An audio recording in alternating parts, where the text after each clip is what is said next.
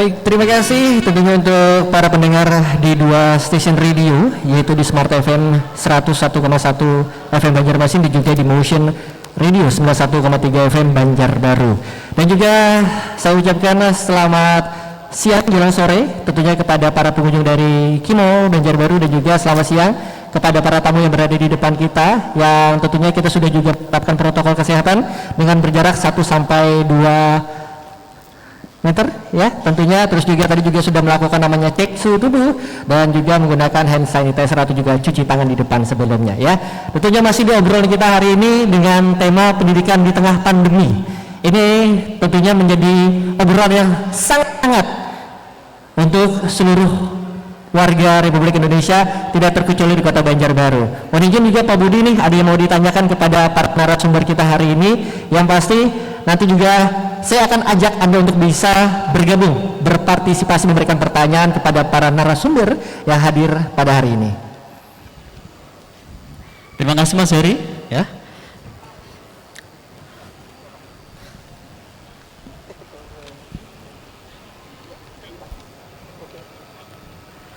Baik, Bapak Ibu yang saya hormati ya, hadirin pengunjung di mall yang berbahagia, tadi sudah kita cermati bersama, sudah kita dengarkan bersama penyampaian dari Bapak Kepala Dinas Pendidikan Kota Banjarbaru, dari Bapak Kepala Dinas Kesehatan Kota Banjarbaru, dan juga perwakilan dari guru ya, yaitu yang diwakili oleh Bapak Samsuriza dari SMP 1 Banjarbaru. Untuk selanjutnya kami mohonkan kepada Bapak perwakilan dari wali murid, yang mana dalam hal ini yang masih menjadikan pertanyaan bagi kami, apa sih yang dirasakan selama mendidik anak selama masa pandemi, serta bagaimana dari sisi orang tua terkait dengan pembelajaran jarak jauh. Kami persilakan Bapak.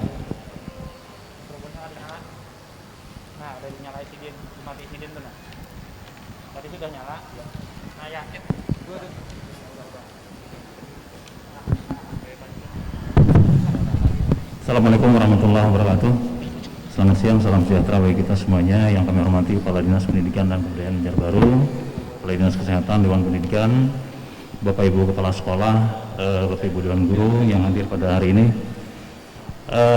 Pembelajaran jarak jauh di masa pandemi sekarang, mau tidak mau, suka tidak suka, itu harus kita hadapi karena ini adalah jalan terbaik, solusi yang saat ini paling baik diambil karena tidak memungkinkannya pembelajaran secara tatap muka langsung. Yang tujuan utamanya kita adalah demi kesehatan dan keselamatan anak-anak kita tentunya. Kalaupun misalnya kita ada kebijakan untuk menurunkan anak-anak, tentu kami para orang tua juga berpikir 2 kali untuk menjadikan anak-anak kita untuk masuk sekolah. Nah, oleh karena itu pembelajaran di rumah tentu ada konsekuensinya. Nah, konsekuensinya antara lain adalah orang tua memang harus membimbing dan mendampingi anak-anaknya di dalam belajar di rumah, terutama untuk anak-anak yang di kelas rendah, kelas 1, kelas 2 yang membaca dan menulisnya mungkin belum begitu lancar. Nah, ini perlu kita dampingi karena anak-anak jangan sampai pembelajaran online-nya sebentar, tapi nanti malah game online-nya yang lama gitu. Itu satu. Kemudian yang kedua, seperti yang disampaikan oleh Pak Samsudin tadi, perlu komunikasi antara sekolah, wali murid, wali kelas, dan juga orang tua, supaya kalau mungkin kami perlu menyarankan kalau mungkin bisa dibuat jadwal atau semacam checklist kegiatan per hari. Jadi misalnya anak mulai bangun pagi jam berapa, kemudian sholat subuh, kemudian ada hafalan, ada kegiatan-kegiatan di rumah yang mungkin juga apakah bisa membantu orang tuanya, apakah nanti bisa kegiatan-kegiatan bermakna lainnya yang juga bisa menambah supaya tidak kehilangan nilai-nilai karakter yang diajarkan oleh guru, tentu ditambah dengan materi-materi yang ingin disampaikan. Nah, walaupun kita mungkin banyak juga mendengar banyak keluhan dari orang tua siswa karena pandemi ini, orang tua kesulitan atau bertambah tugasnya selain pekerjaannya sehari-hari sebagai orang tua tentunya juga harus mendampingi anak-anaknya. Kalau anaknya satu mungkin tidak terlalu jadi masalah. Yang jadi masalah anaknya ada yang dua, Ada dua, ada tiga, kan Pak ya? Ya. Ya, misalnya 2 sampai 3 orang, berbeda kelas, berbeda jenjang, Yap. itu tentu akan menyulitkan juga orang tua. Nah, oleh karena itu kami kira Bapak Ibu Kepala Sekolah dan Bapak Ibu Guru perlu mencari strategi dan mengkolaborasikan seperti apa pembelajaran yang akan disampaikan kepada anak-anak di rumah. Baik. Namun tentunya juga sekolah dan juga guru kami kira juga perlu membuat data atau mengidentifikasi, karena tidak semua orang tua, tidak semua anak mempunyai akses internet, Ya, betul. tidak mempunyai media. Ya mungkin saja ada orang tua kita yang tidak punya media seperti laptop atau misalnya smartphone, Yes. yang harus pembelajaran secara daring. Nah, oleh karena itu perlu juga dicarikan solusi atau cara seperti apa bagi anak-anak yang tidak mempunyai kemampuan itu. Apakah Baik. nanti luringnya misalnya harus mengambil tugas ke sekolah atau ke tempat guru, atau gurunya yang mendatangi ke rumah Muridnya siswanya. sendiri, baik. Nah, sehingga komunikasi antara guru dan orang tua itu sekali lagi penting dan sangat diperlukan begitu. Baik.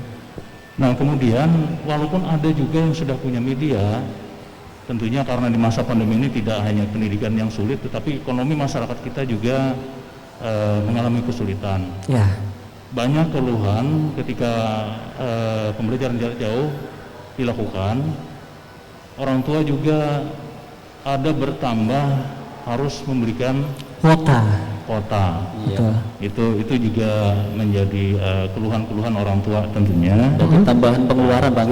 Penambahan Iya, pengeluaran. betul. Sementara orang tua tentunya pasti mengutamakan kebutuhan pokoknya terlebih dulu untuk kebutuhan hidupnya. Nah, ini juga kami kira perlu menjadi perhatian dan perlu identifikasi dari pihak sekolah. Mungkin kalau memungkinkan bisa dibantu misalnya lewat dana BOS untuk anak-anak atau keluarga yang memang perlu bantuan dan pantas untuk dibantu. Mudah-mudahan bisa dibantu untuk itu begitu. Oke. Baik. Kalau melihat dari statement Bapak tadi, mungkin kita beralih kepada dari Dewan Pendidikan ini, Pak ya. Nah, seperti apa Pak melihatnya Pak sampai saat ini, dan juga banyak curhatan dari orang tua, para guru yang sampai saat ini yang masih sama, yang rata-rata kita dengar adalah permasalahan di perekonomian, habis itu juga akses ya, selama ini yang menjadi permasalahan untuk kita semua. Iya, betul. Mungkin mohon izin Bapak untuk bisa menyampaikan secara langsung di depan kita. Ya, terima kasih. Assalamualaikum warahmatullahi wabarakatuh. Waalaikumsalam warahmatullahi wabarakatuh. Kadis Pendidikan, Kadis Kesehatan, dan perwakilan guru dan komite sekolah. Saya di sini berbicara selaku Ketua Dewan Pendidikan ya, bukan sebagai pakarnya Unlam atau apa, bukan seperti itu.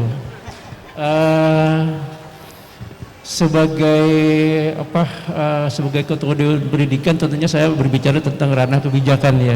Ranah kebijakan yang insya Allah mendukung apa yang sudah menjadi programnya Mas Menteri gitu kan. Mas Menteri ini kan sebenarnya luar biasa terobosan-terobosannya untuk yang program daring. Sebelum ada COVID pun beliau sudah menginginkan program daring yang lebih efisien dan efektif dalam rangka untuk proses pembelajaran. Yang menjadi persoalan bagi kita adalah proses belajar mengajar yang baik itu kan kalau terjadi proses pendidikan atau transformasi ilmu pengetahuan yang menyenangkan. Nah, sekarang bagaimana kita menciptakan yang menyenangkan ini? Tentu saja kita harus meminimalkan hambatan-hambatan atau mungkin yang bisa membatasi baik dari peserta didik murid atau sumber didik guru. Baik. Ini yang harus kita minimalkan. Sebenarnya proses pendidikan yang sistem daring ini sangat baik sekali kalau sama-sama melaksanakan. Kenapa? Karena guru itu harus benar-benar siap. Baik. Harus benar-benar siap. Siap materinya yang didistribusikan kepada para siswa sebelum materi pembelajaran itu disampaikan. Ya. Nah misalnya bukunya, Kepala Disdik ini sudah tahu, bukunya sudah tersedia semua, sudah ada semua. Tapi sampai tidak ke orang tua. ke siswa. Ke siswa, Ke oke. siswa. Nah lalu alat peraga lainnya yang kita gunakan untuk proses pendidikan pengajaran sudah bisa dimengerti oleh murid. Jangan-jangan gurunya aja yang mengerti, muridnya kadang ngerti. Nah ini juga masalah. Kalau muridnya itu menyenangkan dengan peraga yang kita buat, insya Allah pendidikan itu menyenangkan.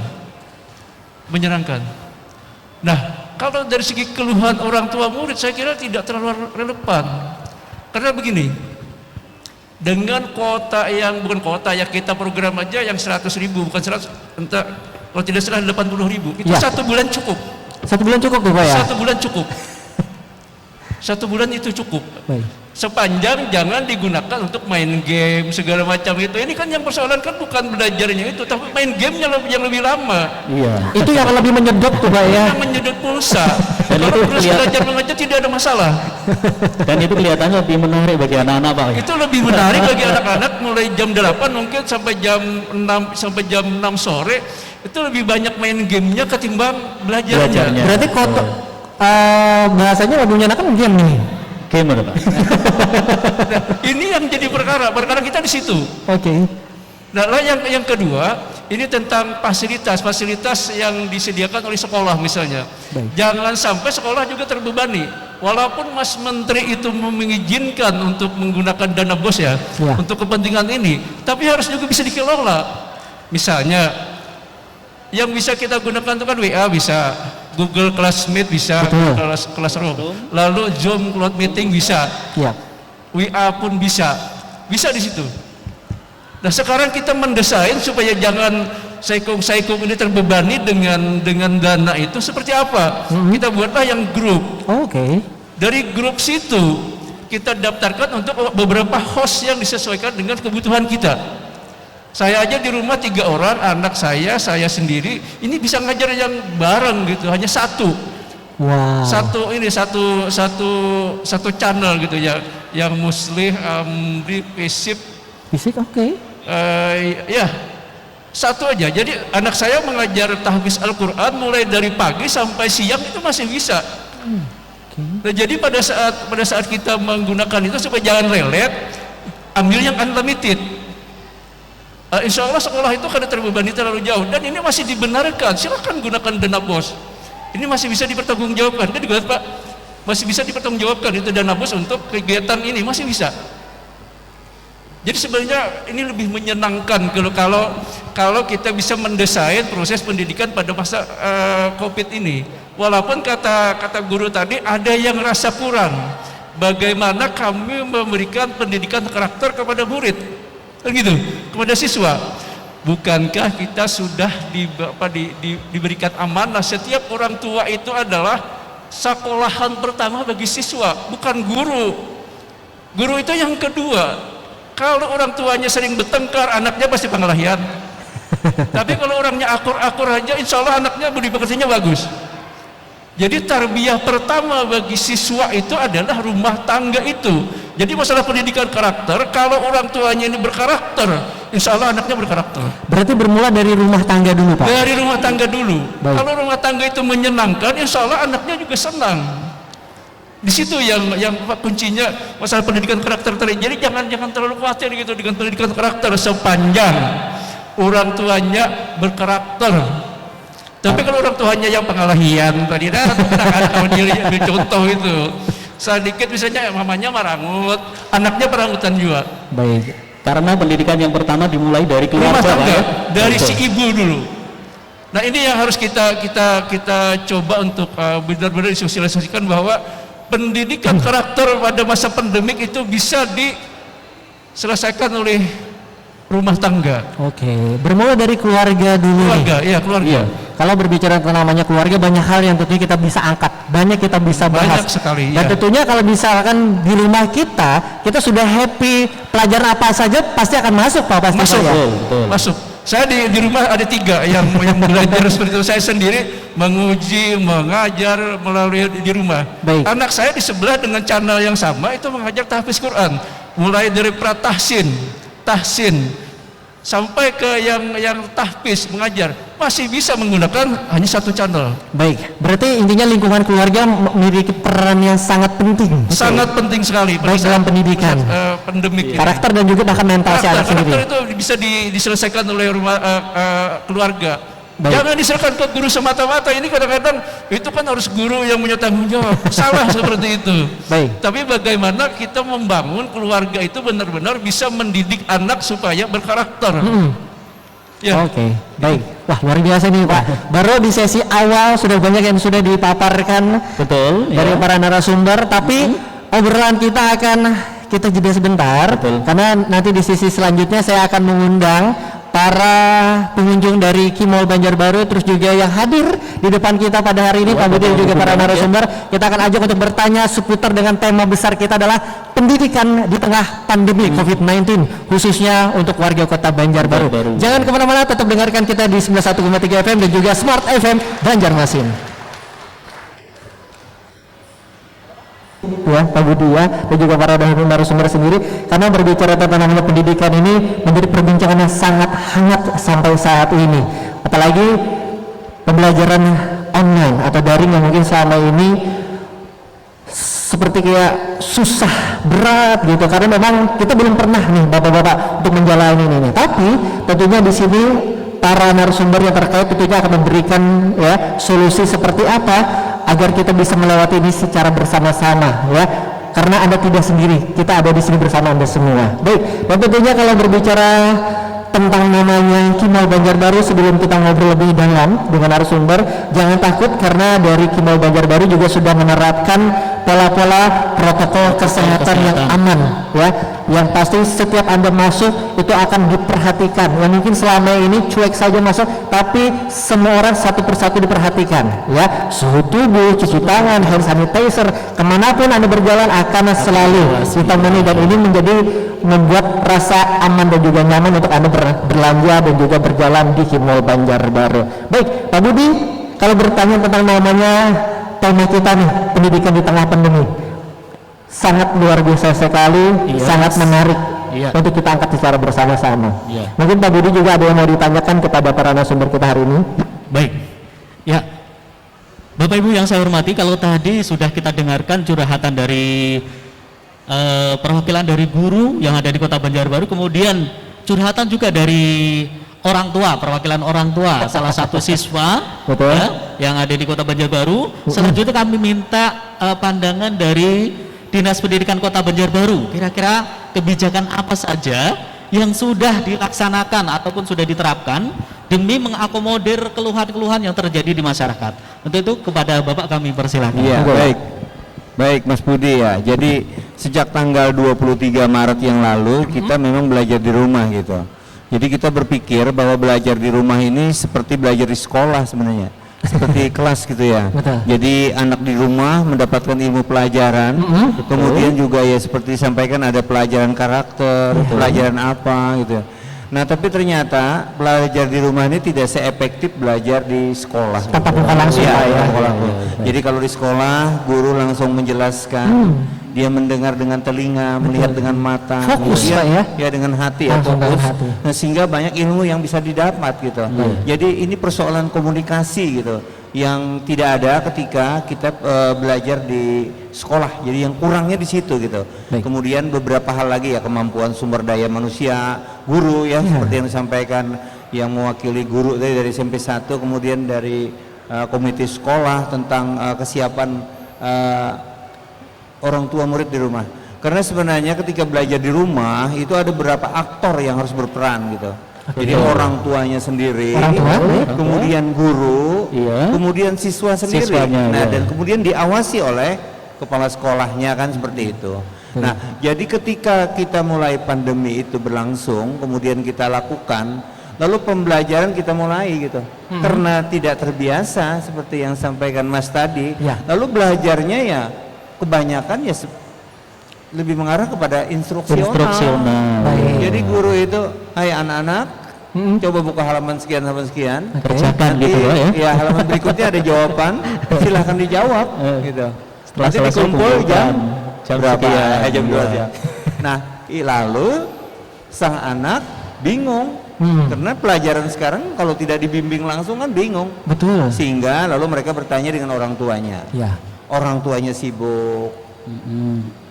Belum ayah bundanya ya, juga bekerja. Ayah bundanya sibuk bekerja. Lalu harus mengirimkan lagi. Betul. Padahal setelah hasilnya. kerja capek lah ya. Lalu ini ada protes yang luar biasa juga dari orang tua murid ya. Bu, kalau seperti ini kami jadi stres. Kalau stres nanti imunitas kami turun. Kalau turun nanti kami bahaya bisa kena COVID. Seperti itu argumentasinya. Sehingga kami lalu berpikir, wah ini jangan juga jadi sampai stres kan, karena jadi alasan seperti itu.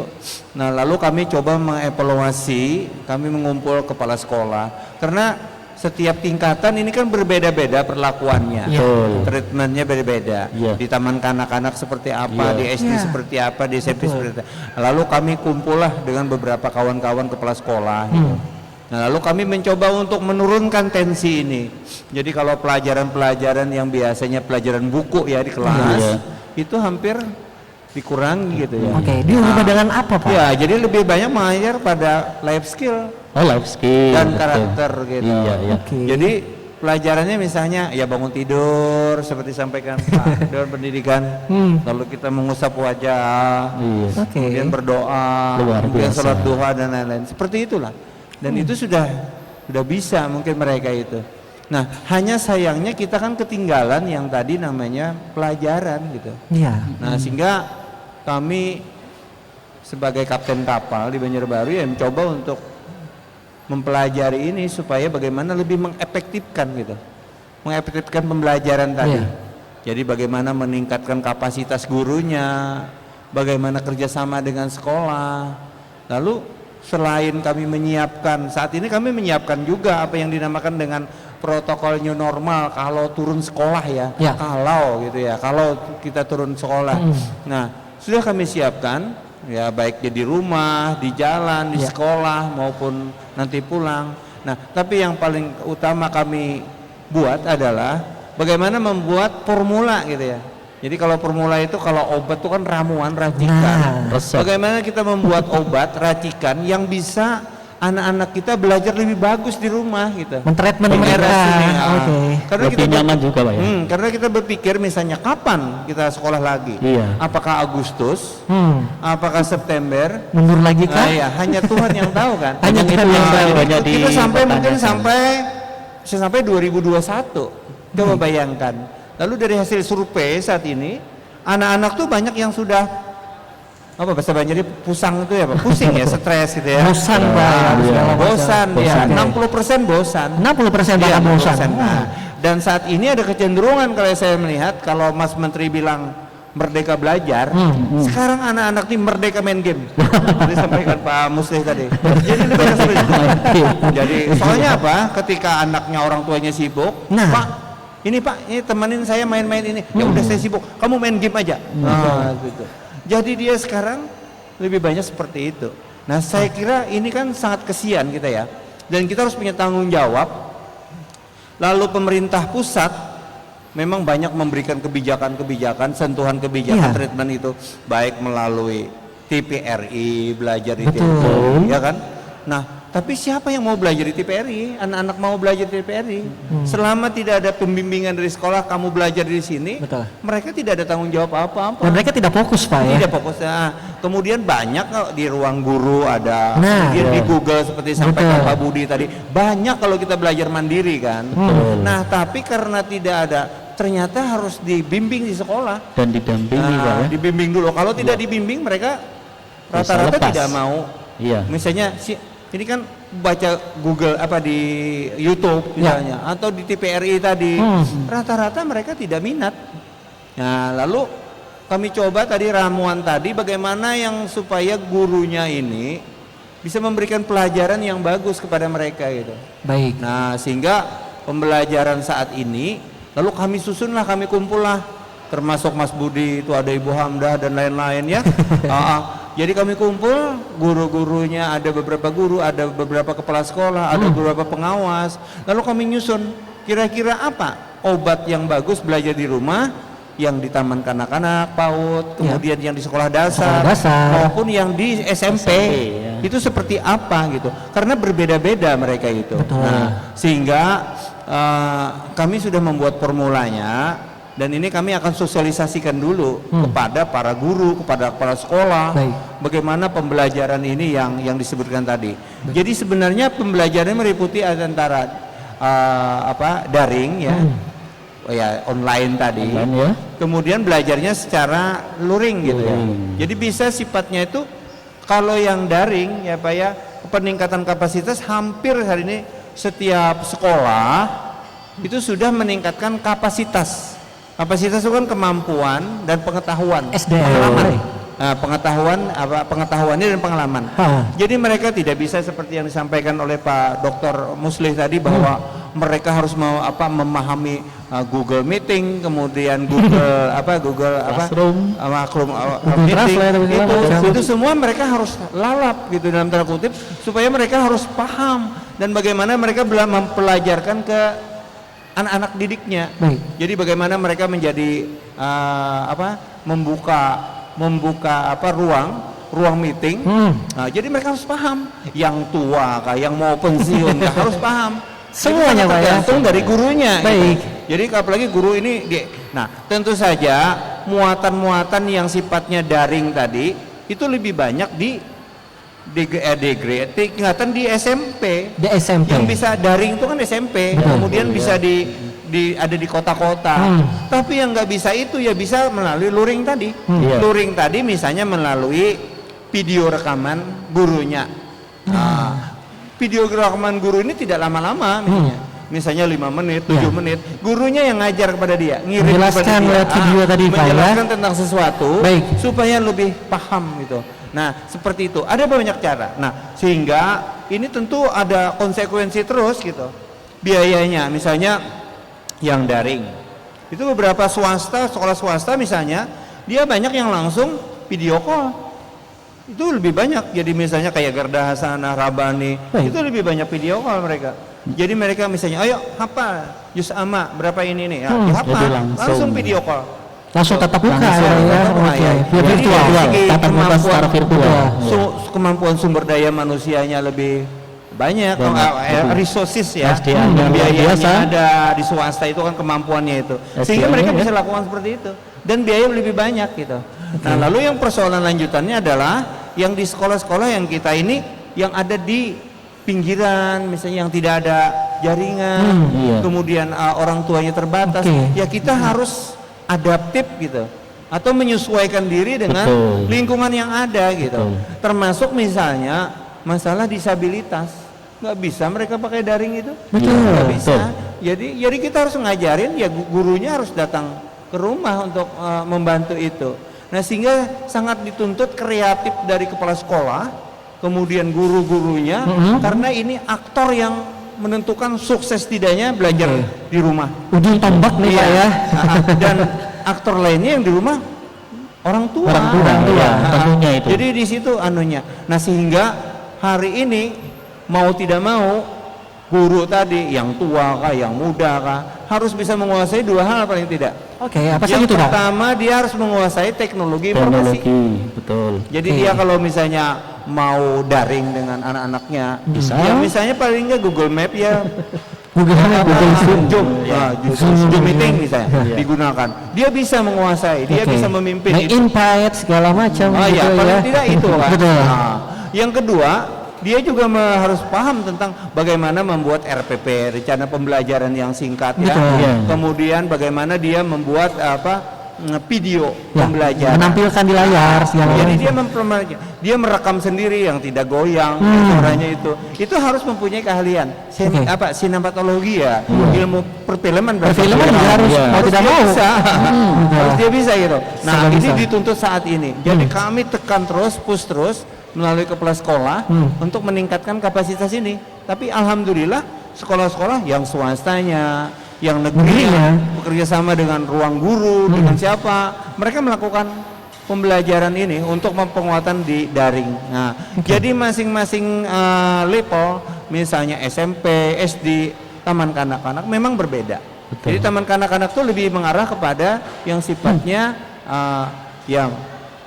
yang bermain seperti yang disampaikan oleh Pak Muslih tadi, yang tidak membosankan. Secara psikologi pendidikan memang berbeda Pak ya. Ya, berbeda. Antara TK, SD, SMP maupun SLTA. Ya. Baik Bapak Ibu yang saya hormati, ya tadi sudah kita dengarkan, ya kebijakan dari Dinas Pendidikan Kota Banjarbaru, yang mana dalam rangka untuk mensukseskan pendidikan di tengah pandemi, khususnya yang ada di Kota Banjarbaru, Dinas Pendidikan sudah melaksanakan salah satu caranya adalah pembelajaran secara daring maupun luring, yang mana penekanan pembelajarannya ini ditekankan pada materi karakter dan life skill. Namun tidak mengurangi materi akademis, Mas Heri. Betul. Ya. Untuk selanjutnya, baik Bapak-Ibu, untuk selanjutnya kami mohonkan statement dari Kepala Dinas Kesehatan Kota Banjarbaru. Apa sih yang menjadi intinya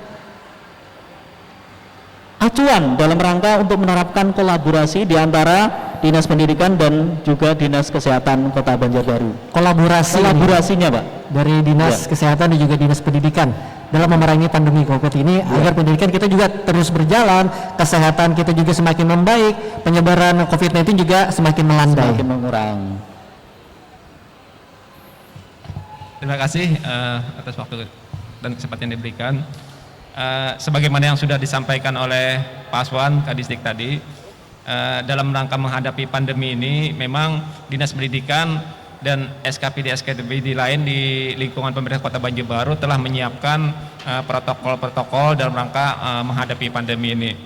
Memang pandemi ini kita semua dibikin repot semua ya, karena tidak ada bukunya. Betul ya. Pak. Jadi semua harus berkreasi. Iya. Pak Aswan dengan timnya sudah banyak berbuat untuk menyiapkan dalam rangka agar pembelajaran ini bisa berjalan dengan baik. Kemudian juga kawan-kawan di SKPD lain, misalnya dari Dinas Perhubungan juga menyiapkan bagaimana nanti kalau seandainya adaptasi kebiasaan baru ini dijalankan, anak-anak sekolah bisa sudah bisa masuk sekolah, itu sudah disiapkan. Betul. Bahkan perangkat hukumnya sudah disiapkan untuk itu kami semua. Pada prinsipnya kami dari Dinas Kesehatan bisa memberikan semacam advice kepada kawan-kawan Dinas Pendidikan ya, bagaimana protokol seandainya adaptasi kebiasaan baru anak-anak harus turun ke sekolah tadi.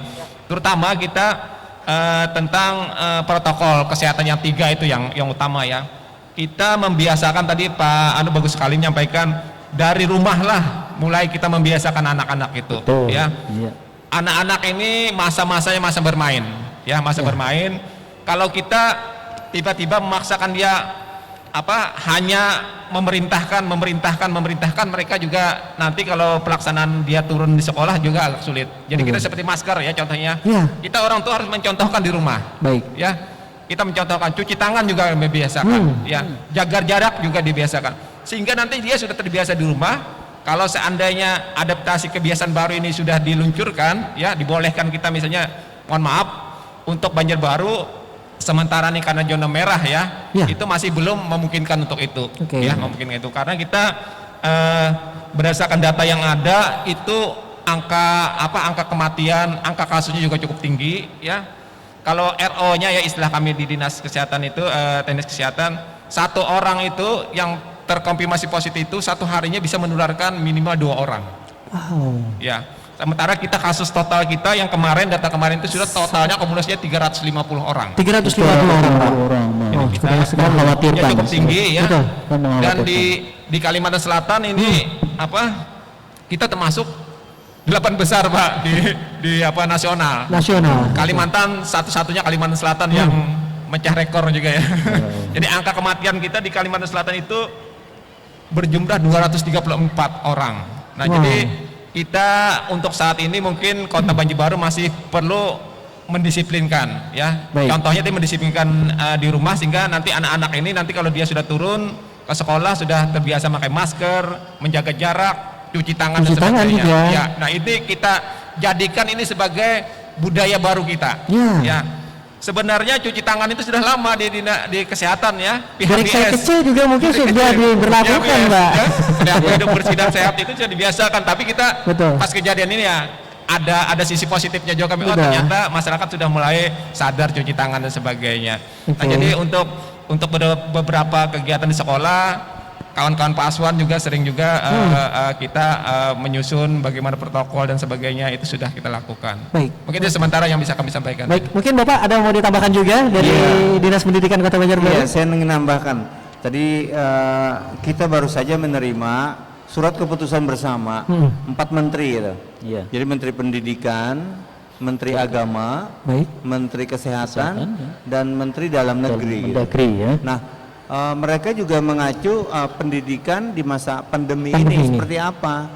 Jadi mereka paling awal di pendahuluan gitu ya, menjelaskan bahwa kawasan itu dibagi menjadi beberapa pandemi ya, zona itu.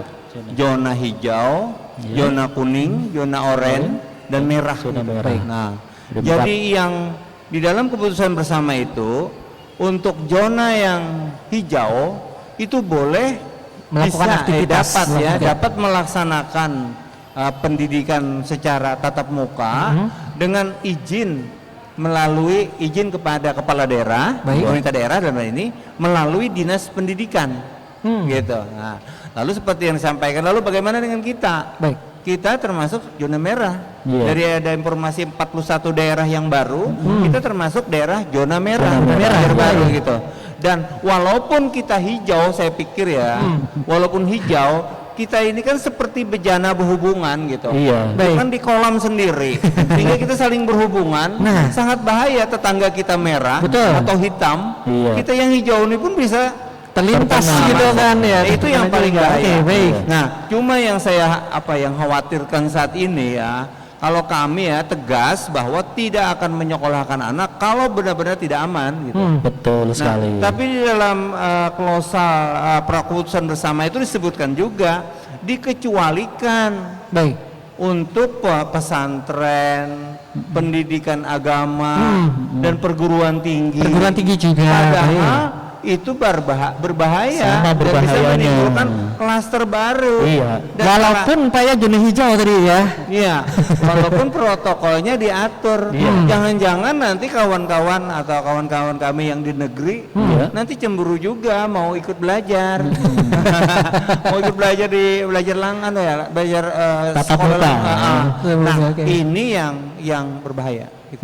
Baik, iklan. Bapak langsung mau atau ini langsung paham dari iklan ya. Oke, dan tentunya obrolan kita semakin menarik ya, seperti janji saya tadi. Di sesi selanjutnya saya akan mengundang untuk Anda hadir di acara kita tentunya di main atrium dari Kimol Banjarbaru. Untuk nanti siap-siap saya akan meminta ada 3 orang penanya. Pertama yang akan memberikan pertanyaannya dan nanti akan ditujukan kepada siapa, monggo. Tapi sebelum itu kita akan break dulu sebentar. Tentunya masih dengan tema kita hari ini, bincang-bincang pendidikan di tengah pandemi di atrium Kimol Banjarbaru. Jangan kemana-mana. Terima kasih. Tentunya di obrolan kita hari ini kalau berbicara tentang namanya pendidikan di tengah pandemi, untuk smart listener dan juga teman motion yang lagi mungkin sekarang dengerin nih ya, mungkin dari rumah terus juga atau di tempat kerja lagi dengerin radionya nih, wah seru banget nih gitu kan ya. Tentunya kita ajak untuk nanti bisa bergabung memberikan pertanyaannya di interaktif kita. Nanti ketik nama dan juga Anda dari mana ya, kirim nomor pertanyaannya di 0812 510 1011. Saya ulangi lagi, silakan kirimkan pertanyaan Anda seputar dengan tema kita pendidikan di tengah pandemi hari ini di line WhatsApp kita tentunya di 0812 510 10 11. Tentunya hari ini bersama para narasumber kita dan tentunya berada di main atrium ya dari Kimol Banjarbaru. Kalau mungkin sudah mulai merasa haus ya, pengen ngopi gitu kan ya, kayaknya solusi yang paling tepat yang pasti berada di Exos ya. Karena di sana juga sudah menerapkan namanya physical distancing dan juga kali aja ada promo-promonya gitu kan ya. Betul. Oke, kita lanjut lagi nih Pak Budi seputar tentang obrolan kita hari ini, monggo.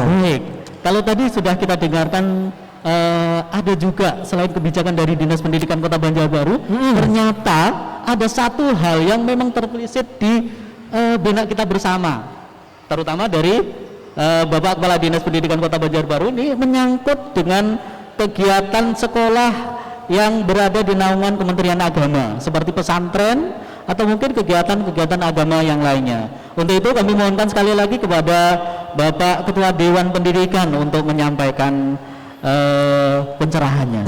Silakan Pak. Ya, terima kasih ya. Sebelum sampai ke sana ya, sebenarnya ada 3 kata kunci kan dalam pendidikan masa pandemik ini.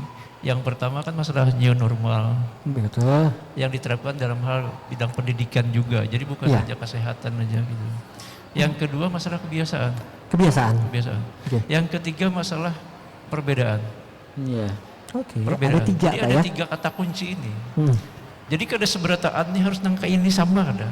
Ujar Pak Aswan tadi, kalau di daerah yang zona hijau dan memang diperkenankan untuk tatap muka biasa, seperti di pegunungan, di Meratus, di mana-mana, ubahnya biasa-biasa aja sekolah.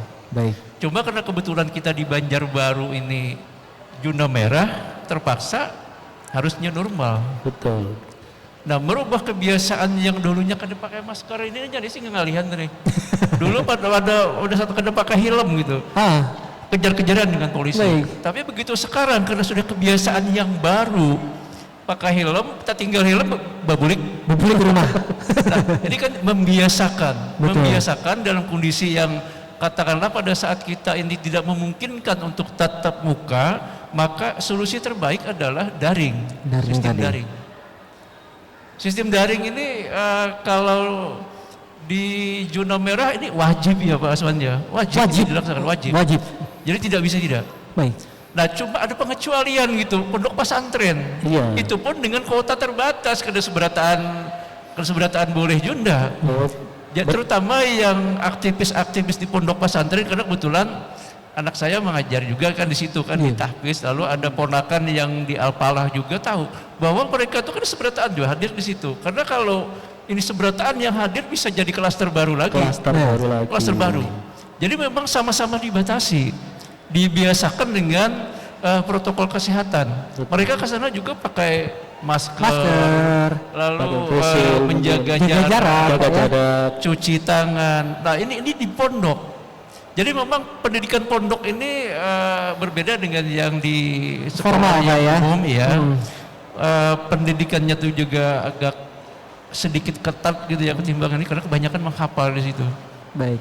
Tapi sebenarnya dalam kondisi yang menghafal seperti itu ini malah lebih gampang dengan sistem yang daring. Ini. Yang masalah ini karena kebanyakan Alpalah tuh ribuan loh. Alpalah tuh berapa ribu gitu. Ribuan Pak ya? Sampai 3 ribuan. Nah kalau misalnya 3.000 ini dengan sistem yang daring ini kayak apa? Sulit di sini. Nah makanya kan sebagian turun, sebagian kada. Yang turun itu yang aktivisnya itu yang turun. Nah tentang perbedaan, saya di sini melihat bahwa perbedaannya sebenarnya menguntungkan. Terutama perbedaan kecerdasan dan segala macam. Dengan sistem daring ini bagi yang cerdas ini laju benar. Tapi bila terbelakang ini perjuangan, ini masalah. Ini jadi beban orang tua. Tapi bagi mereka yang cerdas, gurunya belum sampai, ini sudah sampai duluan. Itu perbedaan kecerdasan Pak Aswan. Lebih laju pada gurunya. Jadi bukan hanya perbedaan zonase tadi, tapi perbedaan karakter dari si murid. Kalau muridnya ini cerdas kebetulan, dan saat ini kita kadang lagi memberi kebijakan yang akselerasi, ini jadi masalah juga nih. Padahal banyak yang pintar, di Banjarbaru ini banyak yang pintar. Sering kita temukan Pak. Sering kita temukan. Nah ini perbedaan seperti ini juga harus diberi perlakuan yang berbeda. Kalau kada diberi perlakuan yang berbeda, nah, ini jadi masalah. Jadi ini kita kembali lagi ke kebijakan Diknas gitu ya. Bagaimana nantinya bisa kan menghidupkan kembali akselerasi ini. Paket B, paket C aja kalau kada sampai 3 tahun kan kada boleh lagi gitu kan. Kalau dulu kalau memang orangnya cerdas bisa, ada cuma 2 tahun silakan ujian. Selesai. Sekarang nggak bisa lagi, harus 3. Jadi kalau yang namanya perbedaan ini memang harus ada perlakuan yang berbeda. Ini perlu kebijakan yang memang dibuat lagi gitu ya, karena dulu pernah ada tentang akselerasi ini. Baik. Nah, bagi mereka yang mempunyai IQ yang tinggi, sistem daring ini sangat membantu sekali. Betul. Yang jadi masalah kadang-kadang gurunya nih kalah cerdas loh ininya, kalah cerdas terdahulunya. Jangankan gurunya, kita aja adalah sebagai orang tua melihat kekanakan pakai gadget itu terdahulunya tahu. Kita yang bebal gitu, kita yang kada bisa. Inya aja bisa gitu, nah kita kada bisa lagi. Baik. Nah jadi hal seperti ini ya, jadi kata kuncinya normal, menjadikan bahwa kondisi seperti ini dianggap keadaan normal ini yang agak susah. Lalu kebiasaan kita, kebiasaan yang dulunya tuh ada dibimbing guru, face-to-face segala macam, lalu dilepas seperti ini aja, ini juga jadi kebiasaan yang baru. Bagaimana kita menyikapinya, bagaimana kebijakan yang baru ini kita buat, kita bentuk. Makanya saya tadi mengatakan bahwa pendidikan karakter yang utama itu rumah tangga. Sepanjang rumah tangganya baik-baik aja, insya Allah anaknya pendidikan karakternya baik. Tapi kalau rumah tangganya, ini kebanyakan rumah tangga kita ini berantakan. Ya, Apalagi ditambah dengan ada namanya faktor ekonomi ini juga Pak ya. Ya itu tadi, berantakan karena faktor ekonomi masih Faktor ekonomi Sangat berpengaruh. sangat berpengaruh. berpengaruh. Jadi begitu dihadapkan dengan masalah pandemik, lalu pendapatan berkurang, orang tuanya pindah uring-uringan, Stres jadinya, Pak, ya. Stres. Apalagi utang banyak itulah. Utang banyak, Kredit kesehatan sampai menurun waktu. juga ya. Ini jadi masalah juga gitu. Jadi hal-hal yang seperti ini yang menjadikan ini jadinya normal ini, yang kebiasaan dulu seperti ini dijadikan hal yang biasa lagi dengan seperti ini. Suatu saat saya yakin kalau ini tetap di Banjarbaru, walaupun yang kada kondisi normal masih bisa digawi. betul. Oke. Jadi untuk menambah gitu, untuk menambah wawasan dan segala macam, bentuk aja grup. Apalagi sekarang kan sekolah kan nyaman benar. Rombel itu maksimal 20 gitu Pak Paswan. Nah, 20. dengan 20 orang ini nyaman benar gitu. Menggunakan apa aja bisa. 30 ya. 28 untuk 28 SD, dulu ya. Makanya. 28. 28 untuk SD. 28 katanya. Nah cuman ulun tuh pasan ulun guru-guru pian jangan menggunakan yang gratis. Karena bila yang paket gratisan 45 menit diputus surang, Habis. karena kan tak putus gitu, nah, lalu kena nyambung lagi. Masih Yang ini penasaran loh. gratis, Pak. Menimbulkan penasaran Pak. Sekali lah diulah yang langganan, walaupun yang hanya yang nilainya 300.000 itu cukup untuk dipakai B6, asal bisa aja. Betul. Baik. Pian tuh belain rumah kan Bapak asal satu alamat email gitu kita tahu, ambil aja di situ. Coba passwordnya kita yang dilainakan. Baik. Ya kira-kira tuh ya. Baik, baik, Pak. Untuk Wah. menyikapi itu. Masih ada satu lagi Pak tadi yang kalau kita cermati dari penjelasan Bapak ini, langkah-langkah konkret apa yang dilakukan oleh Dewan Pendidikan dalam rangka mendukung kebijakan-kebijakan yang sudah diterapkan oleh pemerintah Kota Banjarbaru, dalam hal ini adalah Dinas Pendidikan Kota Banjarbaru. Ya. Kalau langkah konkret kita tidak ada sebenarnya. Kita ini kan pendukung utama Dewan Pendidikan, Iya. Dinas Pendidikan, Betul. Departemen Agama. Cuma sampai sekarang kita dengan Kemenak ini masih kurang komunikasi gitu. Oh, begitu. Dulu waktu membentuk Dewan Pendidikan itu saya berupaya untuk merangkum semua elemen. Di situ ada guru PAUD, di situ ada guru madrasah sanawiyah, di situ ada pimpinan pondok pesantren, dengan harapan bahwa segala kebijakan pendidikan yang ada di Banjarbaru ini mereka bisa bersuara. Betul. Di pondok pesantren saya minta kemarin memasukkan Pak Imran Mahmud. Tapi ditaruh di situ pun sidin kada pernah turun juga, ini yang jadi masalah. Oke. Lalu di PAUD itu Ibu Nurul Hayani, Bu, kita sama-sama bagaimana mengembangkan pendidikan PAUD di Banjarbaru. Jadi semua elemennya itu ada di situ. Baik. Jadi kami hanya pendukung utama kebijakan-kebijakan yang dibuat oleh Dinas Pendidikan, Kemenak, Pondok Pesantren. Kalau kebijakan ini agak menyimpang, misalnya kami diskusikan lagi, ini seperti apa sebenarnya? Dalam penetapan kepala sekolah, itu kebijakan yang turun sekolah, Baik. kami tetap bersuara. Karena kebetulan ini kan lingkungan kita kawan Lingkungan kita seberataan. semua, oke. Semua pimpinan pondok kita kawan kita seberataan. Dinas Pendidikan kita kawan dari dulu, sama-sama mengajar juga sama-sama mengajar. Dengan Kemenak kita apalagi sangat akrab gitu. Jadi situasi seperti ini terbangun dengan baik. Baik. Nah, insya Allah kalau Dewan Pendidikan itu masih ada dan mungkin masih di tangan saya gitu ya. Koordinasi dengan Dinas Pendidikan, dengan Kemenak dan pimpinan pondok pesantren ini tetap jalan terus. Sejalan Pak ya. Insya Allah kalau ini, makanya setiap ada masalah Pak Aswan, ayo kita dudukkan yuk apa yang Baik. perlu kita bicarakan. Baik. Saya kira Luar terima kasih. biasa. Harus lebih intens nih ya berarti Pak ya. Baik, silakan Mas Ari. Mungkin ada satu penanya dulu, saya akan coba undang untuk yang hadir di tengah-tengah kita pada hari ini. Mungkin silakan nama dan dari mana, mungkin boleh dibantu dari teman-teman. Baik, silakan Ibu.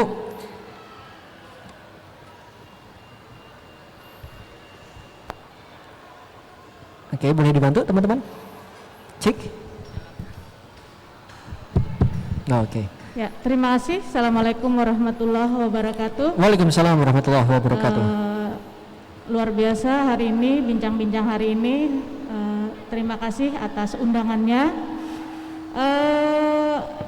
Pendidikan di tengah pandemi ini, mau tidak mau, suka tidak suka harus kita jalani.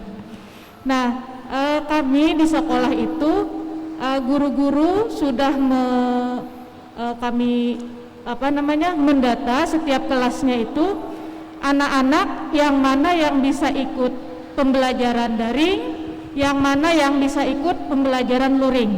Oke. Nah, jadi dibagi kelompoknya karena tidak semua orang tua memiliki perangkat untuk pembelajaran daring.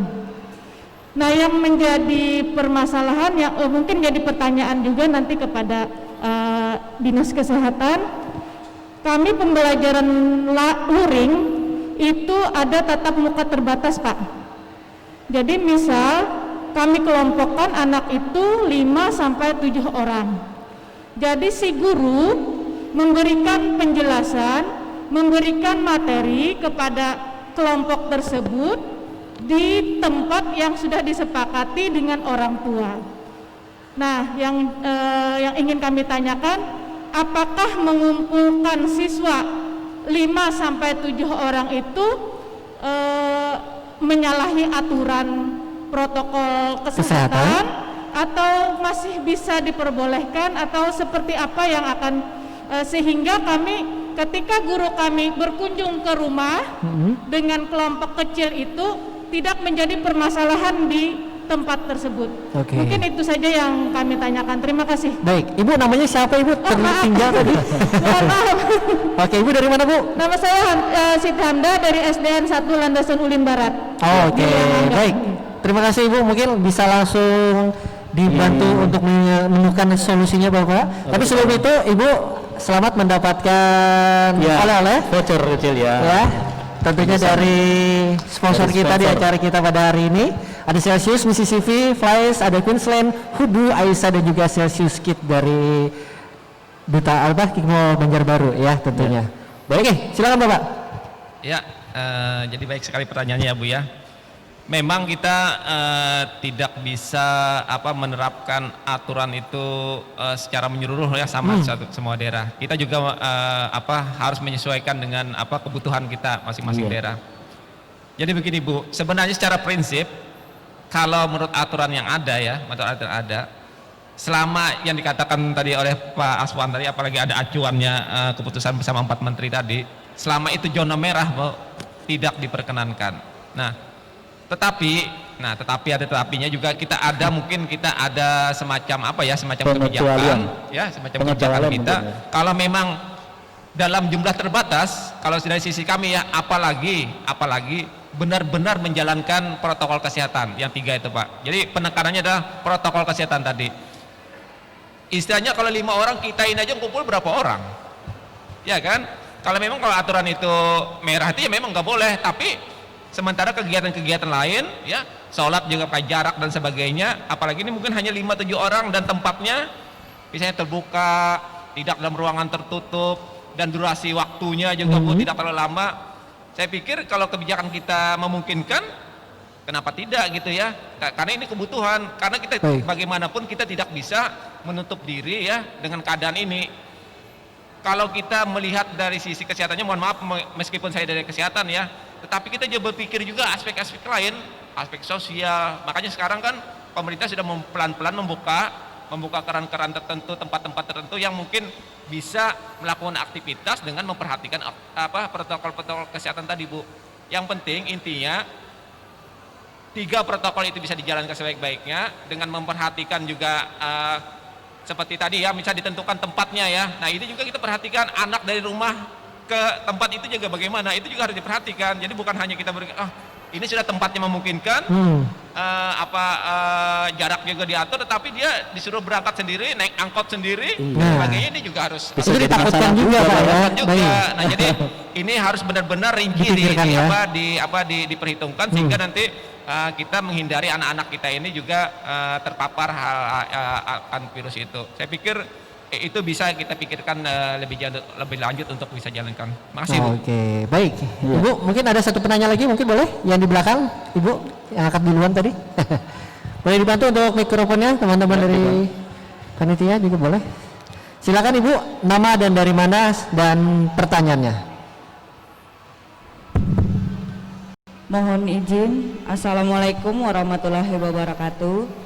Nama saya dipanggil Yati, saya salah satu kepala sekolah TK di Banjarbaru, dan saya juga salah satu pengurus PAUD sekota Banjarbaru. Baik. Pertanyaan saya singkat, mewakili teman-teman, dilemanya teman-teman selama 1 minggu ini ke saya. Yang saya pertanyakan Bapak, entah Bapak Kadisdik atau Bapak Kadis Kesehatan, terserah jawabannya bagaimana dan solusinya. Yang jelas sekolah saat ini diliburkan, tapi kantor dan segala instansi itu dibuka. Nah, para orang tua yang bekerja pada bingung bertanya anak mereka mau dititipkan di mana, sementara di PAUD itu libur. Dan saya sampai saat ini tetap menekankan kepada teman-teman tidak bisa dibuka. Bahkan ada salah satu kepala sekolah dan pengelola ke tempat saya memohon setengah hari barang Bu pian akan tunggu dulu instruksi jarulun. Nah, jadi mohon pencerahan dari narasumber karena ini pertanyaannya singkat, hanya jadi dilema selama 1 minggu ini. Terima kasih. Assalamualaikum warahmatullahi wabarakatuh. Waalaikumsalam warahmatullahi wabarakatuh. Dilema Bapak dari ibu-ibu PAUD dan juga ini mungkin dilema hampir semua ya. orang tua PAUD aja. Betul. Bisa SD, SMP maupun SMA. Betul. Mungkin Bapak bisa langsung dijawab atas pertanyaan tadi. Iya, jadi ini adalah pertanyaan yang sulit juga dijawab itu ya. Karena kita ingin seragam semua sekolah. Jadi tidak ada pengecualian untuk melakukan kegiatan di sekolah. Nah lalu untuk mengatasi hal itu kita sudah mengeluarkan surat edaran ya Bu Lia ya. Jadi kalau misalnya orang tuanya atau anaknya seperti ini bisa izin, bisa apa ya Bu ya, itu kita anukan. Jadi bisa gantian dengan bapaknya. Mungkin bapaknya yang izin hari ini untuk bapaknya itu. Jadi kita mengatur seperti itu. Karena kita untuk penerapan ini, saya juga ya lihat beberapa hari ini banyak juga beberapa tempat penitipan anak itu rame. Yang agak rame dekat rumah saya misalnya ada tempat penitipan anak, kok rame ini sepeda motor ini gitu. Akhirnya penasaran jadinya Pak ya. Sekarang saya harus tutup muka juga gitu ya. Nah jadi yang harus diperhatikan memang kan protokol kesehatannya harus dijaga ya. Jangan sampai anak-anak ini kan sangat rentan. Nah, jadi seperti itulah Bola. Jadi kita ada memang mengeluarkan kebijakan untuk toleransi. Misalnya mohon maaf nih Ibu Lia Astuti ini ke Kabid Portikmas ya. Beliau bekerja, suami beliau juga bekerja gitu. Lalu di mana menitipkan anak beliau? Nah, sehingga ya kadang-kadang Ibu Lia yang istirahat dulu, kadang-kadang bapaknya. Shifting ya, Pak, ya? Seperti itu. Shifting. Karena kalau kita izinkan, nanti semua izin gitu kan, itu sulit. Kemarin waktu pertemuan misalnya di pondok pesantren, ada salah satu pimpinan pondok pesantren bilang, kami hanya 27 orang Pak di sini. Saya bisa menjamin aman. Tapi nanti kalau kita buka di sini yang lainnya ikut-ikutan buka. Iya. Jadi ini yang jadi masalah. Dilema juga nih Pak ya. Dilema. Jadi yang dilema ini memang tempat penitipan anak. Jadi kami kemarin ada pertemuan dengan Tika, guru-guru persatuan GTK ya. Kemudian PAUD. Jadi kami minta juga informasi-informasi ini. Jadi nanti akan kami pelajari lagi bagaimana yang lebih baik ya. Jadi mungkin ya ini sebuah masalah, masalah publik ya, masalah orang tua. Di mana mereka menitipkan? Di satu sisi kalau dititipkan sekolah, ya kita kan banyak rekomendasi dokter anak, ikatan dokter, sangat berbahaya gitu. Nah, jadi kita nanti kami diskusikan lagi lebih dalam. Tapi sementara ini kami memberikan dispensasi khusus orang tua yang dua-duanya bekerja. Salah satunya tadi sistem shifting ya Pak ya, diberlakukan. Tapi tidak semua satu kantor izin gitu. Nanti bisa kosong kantornya. Betul ya. Sudah semakin seru, kita akan lanjut lagi untuk penanya-penanya selanjutnya. Sabar ya, masih ada sesi selanjutnya. Kita jeda dulu sebentar dan tentunya masih di keseruan kita bertempat di Atrium Kimol Banjarbaru dengan tema pendidikan di tengah pandemi. Dan terima kasih untuk Anda masih mendengarkan kita di obrolan hari ini, tentunya bertempat di Atrium Kimol Banjarbaru. Terus juga yang pasti untuk Anda smart listener dan juga teman motion yang lagi memantau kita baik dari radio ataupun juga masing-masing melalui live Facebook kita untuk hari ini, dan masih dengan tema adalah pendidikan di tengah pandemi bersama para narasumber dan juga audiens serta para pengunjung dari Kimol Banjarbaru ya. Baik, saya akan mengundang kepada penanya selanjutnya. Mas tadi sudah mengangkat. Boleh dibantu teman-teman untuk mikrofonnya. Silakan nama dan dari mana.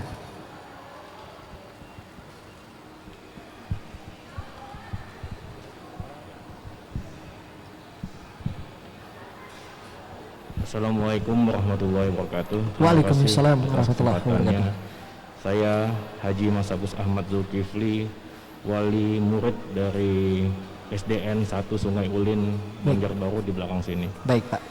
Saya tidak ingin bertanya Pak, tetapi saya ingin kita sama-sama memberikan mungkin masukan Pak.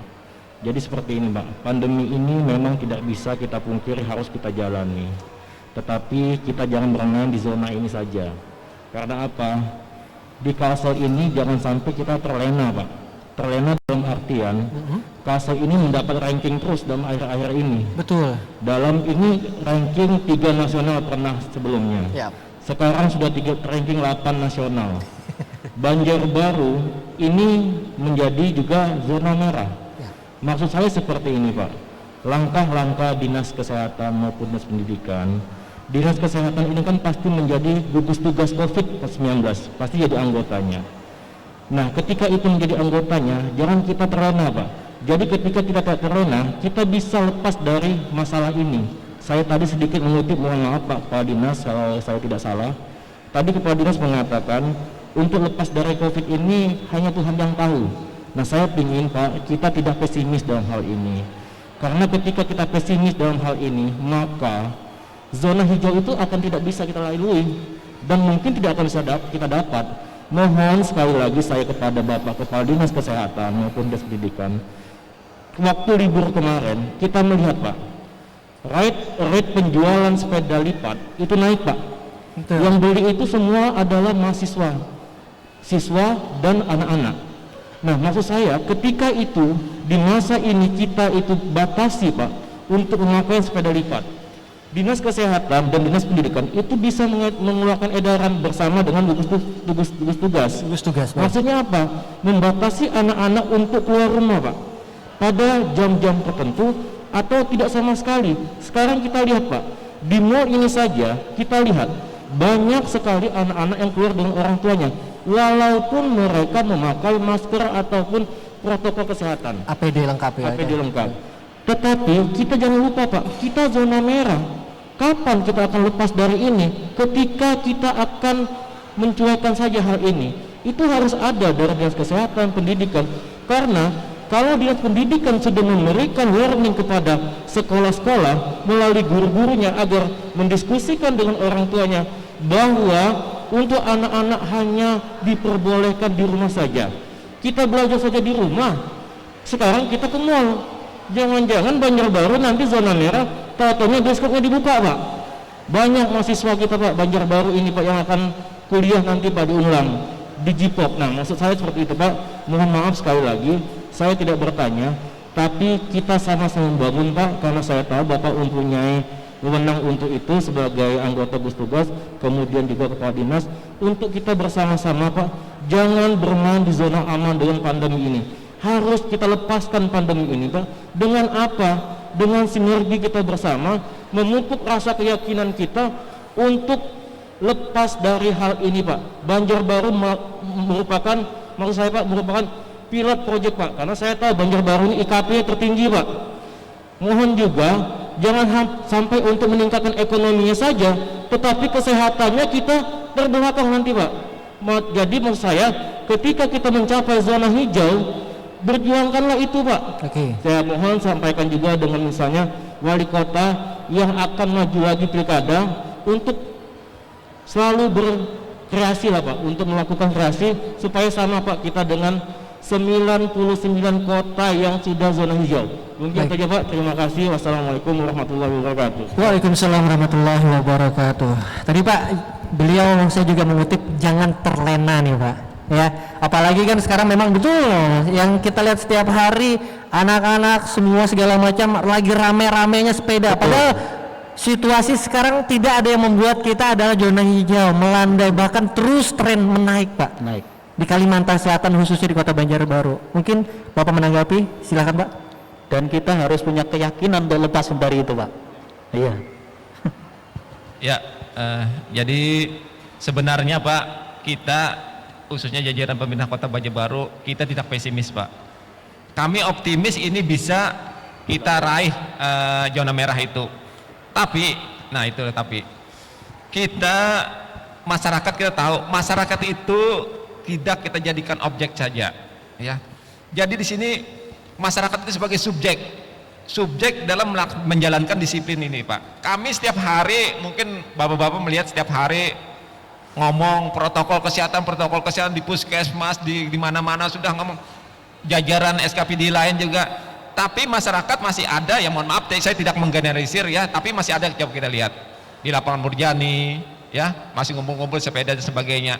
Nah ini jadi kembali kepada titik tumpunya ada disiplin setiap orang. Baik. Masyarakat sini bukan hanya menjadi kita kita berikan penyuluhan-penyuluhan, tetapi juga masyarakat juga harus bergerak sama-sama ya. Terus terang kami aja dari jajaran dinas kesehatan, mohon maaf Pak, kami ini jajaran kesehatan ini sudah ya mohon maaf setengah lumpuh sudah Pak.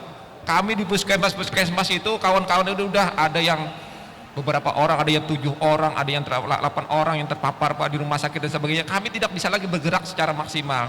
Kalau tidak semua bergerak, semua menyadarkan, mengingatkan kita semua untuk sama-sama kita menjalankan protokol ini, sehingga tadi yang Bapak sampaikan saya setuju Pak. Kita harus optimis, kita harus mampu, karena optimis ini menumbuhkan imun kita ya, semangat kita. Kalau kita pesimis malah kita sakit semua nanti, bukan karena COVID-nya, mungkin imun kita menurun bahkan jadinya ya. Malah jantungan, malah stres dan ya. Akhirnya terpapar lagi. Jadi kita harus sama-sama kita harus mengingatkan ya. Kita mungkin siapa yang tokoh-tokoh masyarakat, tokoh agama, tokoh pemuda, sama-sama lah rangkul semua. Misalnya kalau kami ngomong di kalangan anak-anak, jangan pakai sepeda waktu-waktu tertentu. Kalau kami mungkin tidak didengar Pak, tapi mungkin kalangan mereka, kalangan milenial mungkin yang bisa ngomong itu ya mungkin bisa didengar. Jadi untuk mensosialisasikan ini, untuk mengajak mereka, itu dibutuhkan orang-orang yang tepat kadang-kadang Pak. Ya, orang-orang yang mungkin seusianya seperti anak-anak SD, mungkin siapa yang dianunya itu yang anu ya. Mungkin yang anak muda yang Yang 17 tahun dosa itu yang ngomong. Nah, jadi mungkin itu sedikit yang gambaran kami yang bisa kami sampaikan. Mungkin Semacam fasilitator Pak ya. Oke, iya. Baik. Terima kasih. Selanjutnya mungkin Bapak boleh juga menanggapi dari Dinas Pendidikan Kota Banjarbaru. Iya, jadi sebenarnya tadi kalimat retoris gitu, kalimat bertanya tak bertanya sebenarnya gitu ya.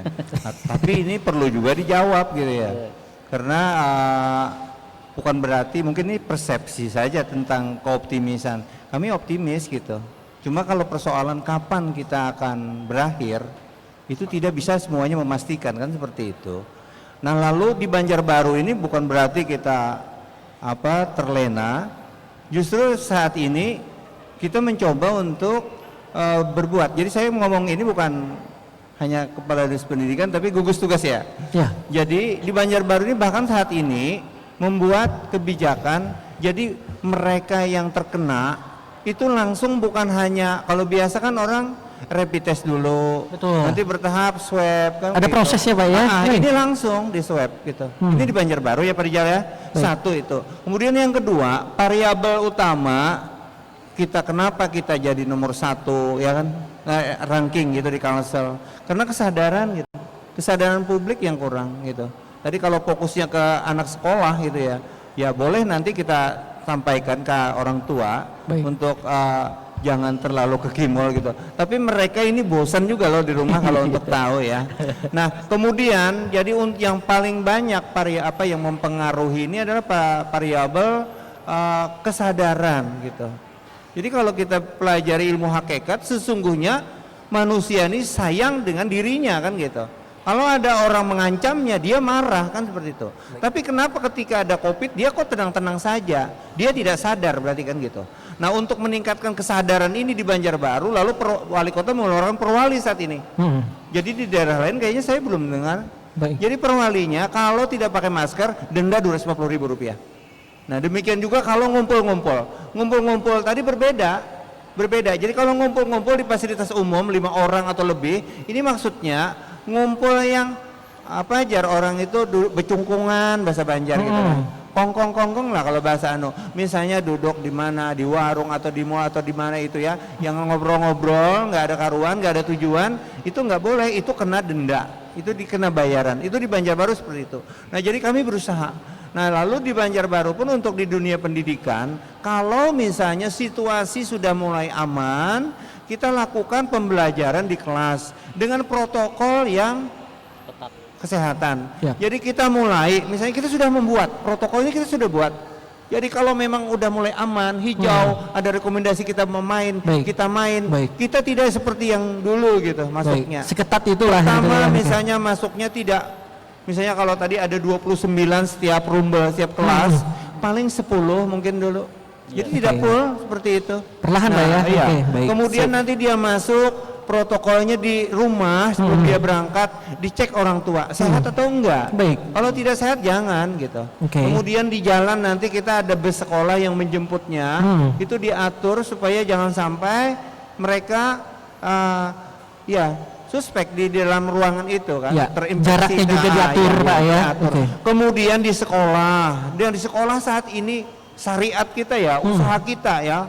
Nah, kita hari ini setiap sekolah di depan itu membuat tempat cuci tangan, seperti tempat orang ngambil wudhu di masjid atau musala. Itu di depan-depan kelas panjang gitu. Jadi kalau mereka datang, mereka di checkpoint dulu.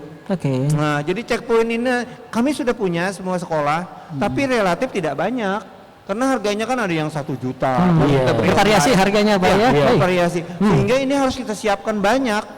Kalau misalnya satu sekolah katakan SMP aja cuma 21 termogan, mungkin antrinya panjang kan gitu. Nah ini pun perlu biaya, yang biayanya nanti bisa melalui BOS atau apa. Kita sediakan. Jadi di sekolah nanti ketika masuk ada checkpoint, jadi periksa, kemudian cuci tangan, kemudian di dalam ruangan dia ada pembatas, pembatas yang pakai mika atau apa, itu sudah disiapkan. Disiapkan. Cuma masalahnya kita kapan? Kita belum bisa lagi memastikan ini. Kita tidak tahu apakah esok bisa, misalnya, apakah kita hijau, tapi ternyata tren saat ini Banjarbaru lagi meningkat. Dulu oranye, sekarang merah. Nah, kita pasti tidak bisa.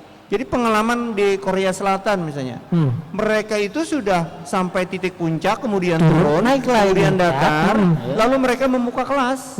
Ketika membuka kelas, luar biasa, mereka sepatu aja datang disemprot, Ya. ya kan? Dan ternyata ada yang terpapar, oke, goodbye lagi. Ditutup Kembali. lagi? Iya, Oke, tutup tutup lagi. lagi. Nah, Baik. gitu. Nah, jadi kami optimis, kami tidak mungkin bahasanya aja mungkin salah simak tadi ya. Jadi sebenarnya kami tetap optimis, kami menyiapkan. Nah, justru saat ini kami tidak akan menurunkan anak kalau tidak benar-benar aman.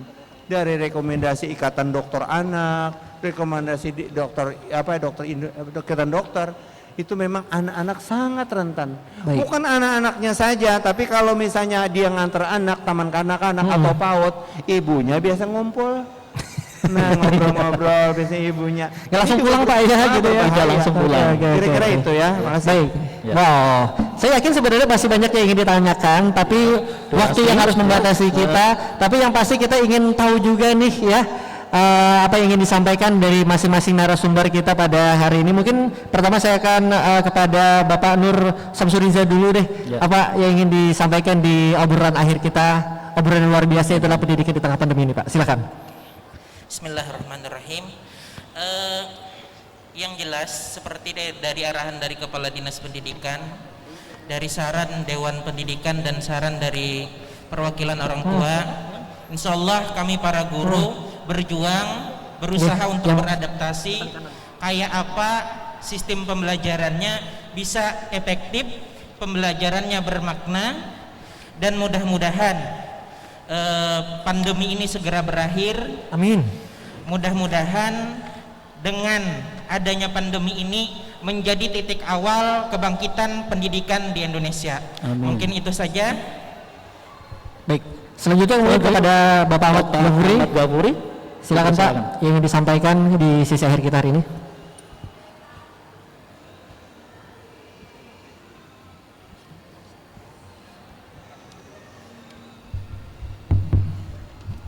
Baik, terima kasih. Ada dua hal yang ingin kita sampaikan. Yang Baik. pertama adalah Silakan.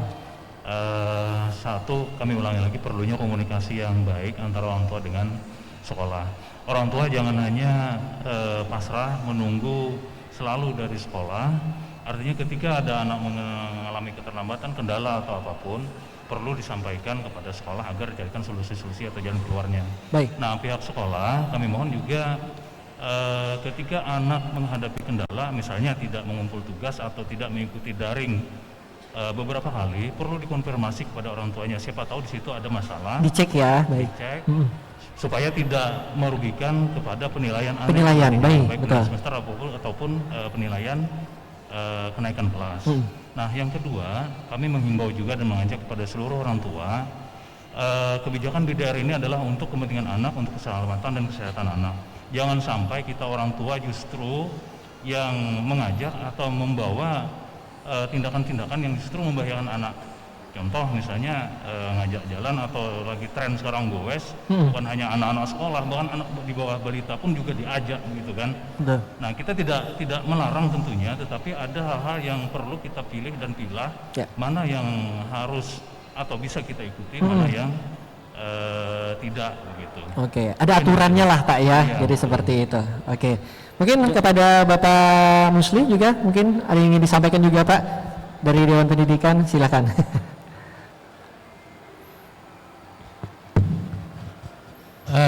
Sederhana aja ya, kami siap dukung kebijakan Dinas Pendidikan dan Dinas Kesehatan dalam hal penyelenggaraan pendidikan. Ciptakan proses belajar mengajar anak kita yang menyenangkan itu aja. Iya. Dan sering-sering komunikasi dengan pihak sekolah sebagai penyelenggara.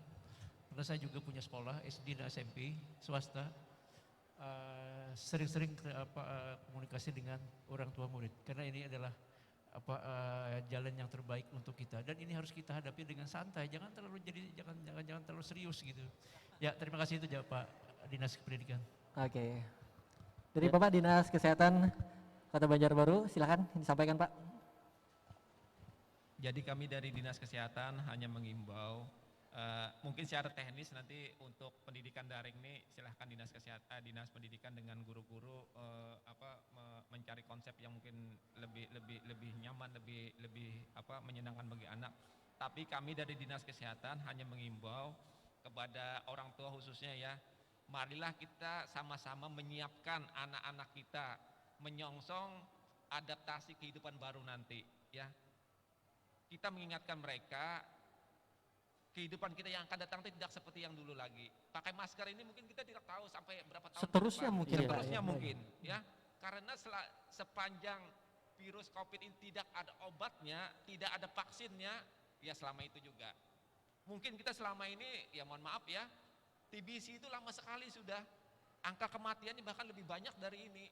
Tapi ya sampai sekarang masih ada. Nah mungkin COVID ini nanti yang akan datang sampai berpuluh-puluh tahun makin ada lagi. Nah jadi kita siapkan anak-anak kita supaya mereka melakukan perilaku hidup bersih dan sehat itu ya, cuci tangan, pakai masker dan sebagainya. Itu kita tanamkan dulu sehingga nanti apabila era adaptasi itu mereka sudah bisa masuk sekolah dan sebagainya, bisa mereka saling menjaga, bukan hanya menjaga dirinya tetapi menjaga temannya ya. Sehingga ya namanya anak-anak kadang-kadang kan suasana bermain masih banyak ya. Jangan-jangan nanti masker kamu bagus ya Mickey Mouse ya, tukar-tukarnya padahal sudah dipakai. Nah ini juga kita tanamkan kepada anak-anak sehingga mereka bisa menjaga dirinya untuk proteksi dirinya untuk agar terhindar dari virus COVID ini. Mungkin itu aja himbauan kami. Terima kasih. Terakhir, wah ini langsung Kepala Dinas Pendidikan Kota Baru ini ya, Bapak Aswan. Terima kasih, ini Silakan, banyak bicara rupanya. Jadi sekali lagi kalau untuk pendidikan jarak jauh, jadi efektivitas sangat tergantung komunikasi antar aktor gitu. Jadi apakah itu gurunya, siswanya, dan partisipasi dari orang tua murid gitu. Jadi saya berusaha bersama-sama kepala sekolah untuk memonitor apa yang dilakukan oleh guru-guru tadi ya. Jadi supaya pembelajaran ini benar-benar efektif. Nah kami menyadari bahwa bersama kawan-kawan sadar bahwa kami harus memberikan pelayanan yang terbaik kepada siswa. Siswa itu customer as the king gitu. Jadi dia adalah raja kami, sehingga kami harus memberikan pelayanan yang terbaik kepada mereka. Jadi ini kami mungkin berusaha ya, saat ini kami berusaha maksimal melihat ketidakefektifan ini, lalu kami menyusun tim, kemudian bagaimana nanti mengimplementasikan. Salah satunya ya penguatan kapasitas guru kami. Kemudian nanti mulai Senin depan, mulai kepala sekolahnya, ini Pak Wali akan sampaikan langsung ini, pembelajaran ini. Lalu ada tim kami yang akan menjelaskan, begini loh caranya yang bagus untuk guru-guru. Nah jadi tinggal nanti kepala sekolah dan komite juga kita harapkan ya untuk memonitor pelaksanaan pembelajaran di jarak jauh ini supaya lebih bagus lagi. Itu mungkin daripada. Saya mohon maaf ya kalau dalam pertemuan ada salah. Terima kasih. Baik, dan tentunya saya ucapkan terima kasih kepada audiens yang hadir pada hari ini sudah meluangkan waktunya untuk anak-anak tercinta kita. Saya yakin ini berat untuk kita semua, bukan hanya Anda semua, saya juga ada punya adik di rumah, perjalanan segala macam masih panjang, perjuangan kita masih jauh untuk bisa sama-sama melawan pandemi. Satu kata yang paling penting, kita harus tetap kuat. Apapun itu kita harus tetap kuat. Kalau kita saling menguatkan satu sama lain, apabila yang semua terjadi mungkin membuat kita lemah, kita akan bisa kuat oleh orang-orang di sekitar kita. Terima kasih tentunya untuk para narasumber yang hadir pada hari ini, tentunya dari Kepala Dinas Pendidikan Kota Banjarbaru, terus juga Kepala Dinas Kesehatan Kota Banjarbaru, Dewan Pendidikan, terus juga perwakilan guru, kepala sekolah, dan juga ada perwakilan wali murid, serta audiens dan juga para pengunjung Kimol Banjarbaru. Inilah akhir perbincangan kita. Terima kasih Pak Budi juga hari ini, terima kasih untuk Anda pengunjung dari Kimol Banjarbaru. Jangan lupa, saya takkan bosan-bosan untuk terus mengingatkan, menjaga, menerapkan protokol kesehatan untuk orang-orang yang ada di sekitar kita. Terutama saya orang-orang yang kita cintai. Anda jaga saya. Jadi seperti itu ya. Dan akhirnya pamit, terima kasih atas obrolan yang luar biasa pada sore kali ini. Tentunya di Smart FM Banjarmasin dan juga Motion Radio Banjarmasin. Hari pamit. Assalamualaikum warahmatullahi wabarakatuh.